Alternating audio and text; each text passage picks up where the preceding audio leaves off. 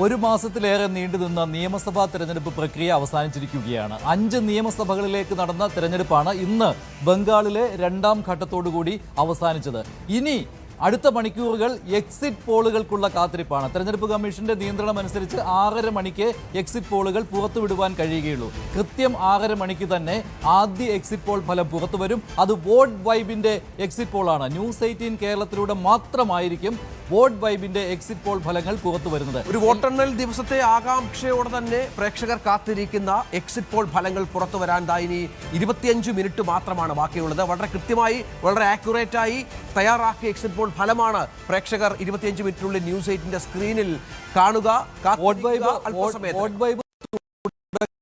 തന്നെ അതായത് നിയമസഭാ തെരഞ്ഞെടുപ്പുകൾ പ്രഖ്യാപിച്ച സമയത്ത് തന്നെ വോട്ട് വൈബ് എല്ലാ നിയമസഭകളിലേക്കുള്ള തെരഞ്ഞെടുപ്പുകളുടെ സർവേ നടത്തിയിരുന്നു. അത് കേരളത്തിലെ സർവേ ഫലം നേരത്തെ ന്യൂസ് 18 കേരളം പുറത്തുവിട്ടതാണ്. 1, 2, 3 ഘട്ടങ്ങളിലായിട്ടാണ് കേരളത്തിലെ നിയമസഭാ തെരഞ്ഞെടുപ്പിന്റെ സർവേ ഫലം പുറത്തുവിട്ടത്. അന്ന് ആദ്യം 2 മുന്നണികൾക്കും മാറി മാറിയുള്ള അല്ലെ, തുടക്കത്തിൽ LDF-ന് ഒരു മേധാവിത്വം ആ സർവേയുമായി ബന്ധപ്പെട്ട് വോട്ട് വൈബ് നൽകിയിരുന്നു. പിന്നീട് അത് UDF-ലേക്ക് പതുക്കെ മാറി. പക്ഷെ അപ്പോഴൊക്കെ നമ്മൾ പ്രതീക്ഷിക്കേണ്ടത് ഒരു നെക്ക് ടു നെക്ക് ഫൈറ്റിലേക്ക്, ഒരു അപ്രമാദിത്യം എന്ന തരത്തിലൊന്നും കാര്യങ്ങൾ ഈ സർവേകളിൽ ഇതുവരെ വന്നില്ല എന്നുള്ളതാണ്. വോട്ട് വൈബിന്റെ എല്ലാ സർവേകളിലും അങ്ങനെയായിരുന്നു. 1, 2, 3 ഘട്ട സർവേകളിൽ വോട്ട് വൈബ് ഒരു നെക്ക് ആൻഡ് നെക്ക് ഫൈറ്റിന്റെ അന്തരീക്ഷം ആണ് കേരളത്തിലുള്ളത് എന്നാണ് പറഞ്ഞിരുന്നത്. അത് തന്നെയാണോ എക്സിറ്റ് പോളിലും പ്രതിഫലിക്കാൻ പോകുന്നത് എന്നുള്ള ആകാംക്ഷയാണ് ഇപ്പോൾ ഉള്ളത്. എക്സിറ്റ് പോൾ എന്ന് പറയുമ്പോൾ വോട്ട് ചെയ്ത ആളുകളുടെ അവരുടെ അഭിപ്രായമാണ് വരുന്നത്. ഏത് മുന്നണിക്ക്, ഏത് പാർട്ടിക്കാണ് വോട്ട് ചെയ്തത് എന്ന കാര്യമാണ് എക്സിറ്റ് പോളിൽ പ്രതിഫലിക്കുന്നത്. അതുകൊണ്ട് തന്നെ സർവേയേക്കാൾ എക്സിറ്റ് പോളുകളായിരിക്കും കൂടുതൽ വിശ്വസനീയം. അതായത് ഏറ്റവും ഒടുവിലത്തെ കണക്ക് എക്സിറ്റ് പോളിന്റേതാണ്. കേരളത്തിലെ ബംഗാൾ അടക്കമുള്ള സംസ്ഥാനങ്ങൾ, തമിഴ്നാട് നമ്മൾ കാത്തിരിക്കുന്ന ഫലമാണ്. തമിഴ്നാട്ടിൽ വിജയപ്രഭാവം എത്രത്തോളം ഉണ്ട് എന്ന കാര്യം, സ്റ്റാലിൻ തുടരുമോ ഇല്ലയോ എന്നുള്ള കാര്യം, ബംഗാളിൽ മമതാ ബാനർജി വീണ്ടും ഭരിക്കുമോ എന്നുള്ള കാര്യം വളരെ പ്രധാനമാണ്. അതിൽ എടുത്തു പറയേണ്ടത് ഇന്ന് രണ്ടാം ഘട്ട തെരഞ്ഞെടുപ്പ് നടന്നപ്പോൾ അവിടെയും വോട്ടിംഗ് ശതമാനം കൂടുതലാണ്. ഒന്നാം ഘട്ടത്തിലെ പോലെ തന്നെ ആവേശകരമായിട്ട് തന്നെയാണ് ബംഗാളിൽ ഇത്തവണയും രണ്ടാം ഘട്ടത്തിലും വോട്ടെടുപ്പ് നടന്നത് എന്നുള്ളതാണ്. അതുകൊണ്ട് കേരളം കഴിഞ്ഞാൽ ഞാൻ പ്രാധാന്യത്തോടെ കാണുന്നത് ബംഗാൾ തന്നെയാണ്. പിന്നെ തമിഴ്നാട്, പിന്നെ അസം, പോണ്ടിച്ചേരി നിയമസഭാ തെരഞ്ഞെടുപ്പുകളുടെ എക്സിറ്റ് പോൾ ഫലങ്ങളും പുറത്തു വരും. എന്തായാലും കാത്തിരിക്കുന്നത് കേരളത്തിന്റെ കാര്യമാണ്. കേരളത്തിൽ ഇത്തവണ ഭരണ തുടർച്ചയാണോ അതോ ഭരണമാറ്റമാണോ ഉണ്ടാകാൻ പോകുന്നത്? നെക്ക് ആൻഡ് നെക്ക് ഫൈറ്റ് എന്ന സിറ്റുവേഷനിൽ എത്രത്തോളം മാറ്റം വന്നിരുന്നു? എക്സിറ്റ് പോളുകൾ എന്താണ് പറയാൻ പോകുന്നത്? കൃത്യം 6:30 തന്നെ വോട്ട് വൈബിന്റെ ന്യൂസ് 18 കേരളത്തിലൂടെ മാത്രമാണ് വോട്ട് വൈബിന്റെ ഏറ്റവും വിശ്വസനീയമായ ഒരു, വളരെ ആക്യുറേറ്റ് ആയി തന്നെ ഓരോ മേഖലകൾ തിരിച്ചുള്ള ഒരു സർവേ ആയിരിക്കും. ഈ എക്സിറ്റ് പോൾ ഫലമായിരിക്കും പ്രേക്ഷകർ. മേഖല എന്ന് പറയുമ്പോൾ വടക്കൻ കേരളം, തെക്കൻ കേരളം, മധ്യ കേരളം, ഈ 3 ഭാഗങ്ങളിലെയും എങ്ങനെയാണ് UDF-നും LDF-നും NDA-ക്കും കിട്ടാൻ പോകുന്ന സീറ്റുകൾ എന്നുള്ള കാര്യം കൃത്യമായിട്ട് വോട്ട് വൈബിന്റെ എക്സിറ്റ് പോൾ ഫലങ്ങളിൽ പ്രതിഫലിക്കും. അത് മാത്രമല്ല, കാസ്റ്റ് വൈസ് ക്രിസ്ത്യൻ വോട്ടുകളുടെ കൺസോൾട്ടേഷൻ, മുസ്ലിം വോട്ടുകളുടെ കൺസോൾട്ടേഷൻ, ഹിന്ദു വോട്ടുകൾ എങ്ങോട്ടേക്ക് പോയി, BJP പ്രതീക്ഷിക്കുന്നത് പോലെ ക്രിസ്ത്യൻ വോട്ടുകൾ അങ്ങോട്ടേക്ക് വരുമോ, അപ്പർ കാസ്റ്റ് ഹിന്ദുസിന്റെ വോട്ട് എങ്ങനെയുണ്ടാകും, ഒപ്പം മെയിൽ ഫീമെയിൽ കണക്കുകൾ ഉണ്ടാകും. വളരെ കൃത്യമായി തന്നെ മേഖലകൾ തിരിച്ച് കാസ്റ്റ് വൈസ് ആയിട്ടുള്ള വളരെ കൃത്യമായ റിസൾട്ട്. വോട്ട് വൈബിന്റെ മറ്റൊരു കാര്യം ശ്രദ്ധിക്കാനുള്ളത്, സർവേകളിൽ ആരായിരിക്കണം കേരളത്തിന്റെ മുഖ്യമന്ത്രി എന്നുള്ള ഒരു ചോദ്യം ഉണ്ടായിരുന്നു. അവിടെ പിണറായി വിജയൻ ആയിരുന്നു മുൻതൂക്കം ആ 3 സർവേകളിലും ഉണ്ടായിരുന്നത്. പക്ഷേ രണ്ടാമത് തൊട്ടടുത്ത് തന്നെ VD സതീശനും എത്തിയിരുന്നു. എക്സിറ്റ് പോളിലും ഈ വോട്ട് ചെയ്ത ആളുകൾ എന്താണ് പറഞ്ഞത്? മുഖ്യമന്ത്രിയാകാൻ താല്പര്യം, അവർ താല്പര്യപ്പെടുന്നത് പിണറായി വിജയനെയാണോ, VD സതീശനെയാണോ, രമേശ് ചെന്നിത്തലയാണോ എന്നുള്ള ചോദ്യങ്ങൾ ഉണ്ടായിരുന്നു.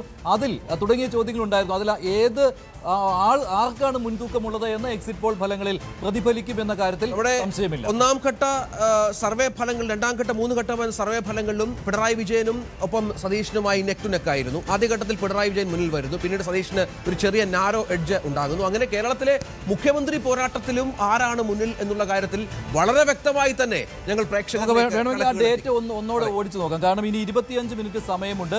എക്സിറ്റ് പോൾ, വോട്ട് വൈബിന്റെ എക്സിറ്റ് പോൾ ഫലങ്ങൾ തെരഞ്ഞെടുപ്പ് കമ്മീഷന്റെ നിയന്ത്രണം അനുസരിച്ച് 6:30 മണിക്ക് മാത്രമേ പുറത്തുവിടാൻ കഴിയുകയുള്ളൂ. അതിനാൽ തന്നെ 25 മിനിറ്റ് ഇനിയും ബാക്കിയുണ്ട്. അപ്പോൾ സർവേയിൽ ഈ തെരഞ്ഞെടുപ്പ് പ്രക്രിയ നടന്ന സമയത്ത്, അത് തെരഞ്ഞെടുപ്പ് പ്രഖ്യാപിച്ച സമയത്ത്, അത് ആദ്യ സർവേ വോട്ട് വൈബ് നടത്തിയത് 23-ാം തീയതി, മാർച്ച് 23-ാം തീയതിയായിരുന്നു. അന്നാണ് അവസാനിച്ചത്. മാർച്ച് 23-ന് പുറത്തുവിട്ട കണക്കനുസരിച്ച് ആ കണക്കൊന്ന് നോക്കാം. ഒന്നാമത്തെ സർവേ വോട്ട് വൈബിന്റെ ഒന്നാമത്തെ സർവേ അത് മാർച്ച് 23 വരെ കേരളത്തിലെ ജനമനസ്സ് എങ്ങോട്ടായിരുന്നു, ഏത് മുന്നണിക്കൊപ്പമായിരുന്നു, ആ ഡേറ്റ ഒന്ന് സ്ക്രീനിൽ പെട്ടെന്നൊന്ന് കാണാൻ സാധിക്കുമെന്ന് കരുതുകയാണ്.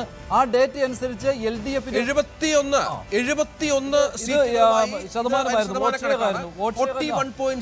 ഒരു നാരോ എഡ്ജിൽ LDF കേരളത്തിൽ ഭരണത്തിൽ വരുമെന്നായിരുന്നു നമ്മുടെ ആദ്യഘട്ട സർവേയിൽ 23 മാർച്ചിൽ നടത്തിയ ആദ്യഘട്ട സർവേയിൽ. 23 മാർച്ചിന് അവസാനിച്ച സർവേയാണ്, അതായത് 23 മാർച്ച് വരെയുള്ള സർവേയാണ്. 71 സീറ്റുകളോട് കൂടി LDF, അതായത് കേവല ഭൂരിപക്ഷത്തിന് വേണ്ടത് 70 സീറ്റാണ്. ഒരു സീറ്റിന്റെ വ്യത്യാസം, അതിൽ പ്ലസ് ഓർ -3 എന്നുള്ള ഒരു കണക്ക് കൂടി അതിൽ കൃത്യമായി തന്നെ ഓർക്കുക. ഇത് എക്സിറ്റ് പോൾ ഫലമല്ല, ഇത് ആദ്യ സർവേ, വോട്ട് വൈബിന്റെ ആദ്യ സർവേ മാർച്ച് 23 അവസാനിച്ച ആദ്യ സർവേയിലെ ആയിരുന്നു ആ കണക്ക്. അതനുസരിച്ച് 71 സീറ്റ് എന്നുള്ള ഒരു നാരോ എഡ്ജ് അവിടെ LDF 67 സീറ്റാണ് UDF വേണ്ടി ആ സർവേ ഫലം നൽകിയത്. അവിടെയും ഒരു പ്ലസ് മൈനസ് കണക്കുണ്ട്.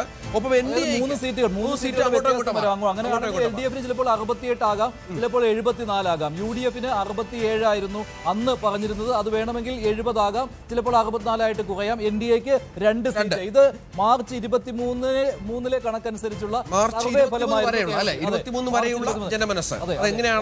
സമയത്ത് കോൺഗ്രസിൽ അഭിപ്രായ വ്യത്യാസമുള്ള ഒരു സമയമായിരുന്നു. സീറ്റ് തർക്കം ഡൽഹിയിൽ തുടരുന്ന ഒരു സമയമായിരുന്നു. MP-മാർ മത്സരിക്കണോ എന്നുള്ള കാര്യം ആ തർക്കം നടക്കുന്ന ഒരു സമയത്തായിരുന്നു ഈ സർവേ അവസാനിച്ചത്. ആ സമയത്താണ് UDF പിന്നോട്ട് പോകേണ്ടി വന്നു. അവിടെ LDF ചെറിയൊരു മാർജിനിൽ മുന്നോട്ട് പോകാൻ കഴിഞ്ഞിരുന്നു. പക്ഷേ അപ്പോഴും നമ്മൾ ആലോചിക്കണം, വളരെ നാരോ എഡ്ജ്, വളരെ ചെറിയ എഡ്ജിലാണ് LDF അവിടെ ഒരു ഭരണം ഉണ്ടാവുകയാണെങ്കിൽ അതുണ്ടാകുമെന്ന് പ്രേക്ഷകർ, വോട്ടർമാർ വിധിയെഴുതിയത്. അതിനുശേഷവും അവിടെ മുഖ്യമന്ത്രി സ്ഥാനത്തേക്ക് ആര് എന്നുള്ള ചോദ്യം പിണറായി വിജയനായിരുന്നു മുന്നിൽ നിന്നിരുന്നത് അന്ന് ആ മാർച്ച് 23 വരെയുള്ള കണക്കനുസരിച്ച്. അതിനുശേഷം മാർച്ച് 30 വരെയുള്ള കണക്കനുസരിച്ച് തെരഞ്ഞെടുപ്പ് പ്രചാരണത്തിന്റെ ആദ്യ 2 ആഴ്ച പിന്നിടുന്ന സമയമാണ്. എല്ലാ സ്ഥാനാർത്ഥികളുമായി തർക്കങ്ങൾ അവസാനിച്ചു. അങ്ങനെ തെരഞ്ഞെടുപ്പ് ഗോതയിലേക്ക് പൂർണ്ണമായിട്ടും ഇറങ്ങിക്കഴിഞ്ഞ ശേഷമുള്ള 30-ാം തീയതി വരെയുള്ള മാർച്ച് 30 വരെയുള്ള കണക്കനുസരിച്ച് 2ാം ഘട്ട സർവേ വോട്ട് വൈബിന്റെ അവിടെ ചെറിയൊരു മാറ്റം സംഭവിച്ചിട്ടുണ്ട്. UDF അവിടെ ഒരു ചെറിയ എഡ്ജ് സംഭവിക്കുന്നത്. 67 മുതൽ 73 വരെ സീറ്റുകൾ UDF ആ സർവേ നൽകുന്നു. ഒരുപക്ഷെ കോൺഗ്രസിലെ നേരത്തെ മഞ്ജുഷ പറഞ്ഞ പോലെ മുഖ്യമന്ത്രി ഈ നേതാക്കന്മാർ തമ്മിലുള്ള തർക്കം അവസാനിക്കുന്നു, കോൺഗ്രസ് കളത്തിലിറങ്ങുന്നു, സ്ഥാനാർത്ഥികൾ കൃത്യമായി ഫിക്സ് ചെയ്യപ്പെടുന്നു, സ്ഥാനാർത്ഥികൾ ജനങ്ങളുടെ ഇടയിലേക്ക് ഇറങ്ങി ചെല്ലുന്നു, ജനങ്ങൾക്ക് സ്ഥാനാർത്ഥികളെ കുറിച്ചൊരു ബോധ്യം വരുന്നു. ആ സമയത്ത് 67 മുതൽ 73 വരെ സീറ്റുകൾ നേടി UDF ഒരു നാരോ എഡ്ജ്, ഒരു ചെറിയ LDF എങ്കിലും 71 സീറ്റുകളായിരുന്നു ആദ്യ സർവേയിൽ പറഞ്ഞതെങ്കിൽ രണ്ടാമത്തെ സർവേ ആയപ്പോൾ LDF 64 മുതൽ 70 സീറ്റ് വരെ ചെറിയൊരു കുറവുണ്ടായിട്ടുണ്ടായിരുന്നു. പക്ഷേ NDA 1 മുതൽ 5 സീറ്റുകൾ എന്നുള്ളതായിരുന്നു. അതായത് 1ഉം 2ഉം ഘട്ട സർവേകൾ തമ്മിലുള്ള വ്യത്യാസം. അതെ, NDAക്ക് കേവലം 2 സീറ്റ് മാത്രം പ്രവചിച്ച സ്ഥലത്താണ് ഈ 2 ആഴ്ച പിന്നിട്ടപ്പോൾ 1 മുതൽ 5. അതൊരു പക്ഷേ പ്രചാരണ രംഗത്തെ ഓർക്കുക, ഇത് മാർച്ച് 30 വരെയുള്ള കണക്കനുസരിച്ചുള്ള സർവേയാണ്. വോട്ട് വൈബ് കേരളത്തിൽ മുഴുവൻ സ്ഥലങ്ങളിലും നടത്തിയ സർവേ അനുസരിച്ചായിരുന്നു UDF നേരിയ ഒരു എഡ്ജ്, നേരിയ ഒരു മേൽക്കൈ കിട്ടി. അവിടെ വോട്ട് പെർസെന്റേജിലേക്ക് കൂടി, വോട്ട് ഷെയറിലേക്ക് കൂടി എന്ന് പോകണം മഞ്ജുഷ്. അവിടെ കേവലം 37.9%, 39.7%, 2% വ്യത്യാസം. പൂർണ്ണമായിട്ടും 1.8% വ്യത്യാസം.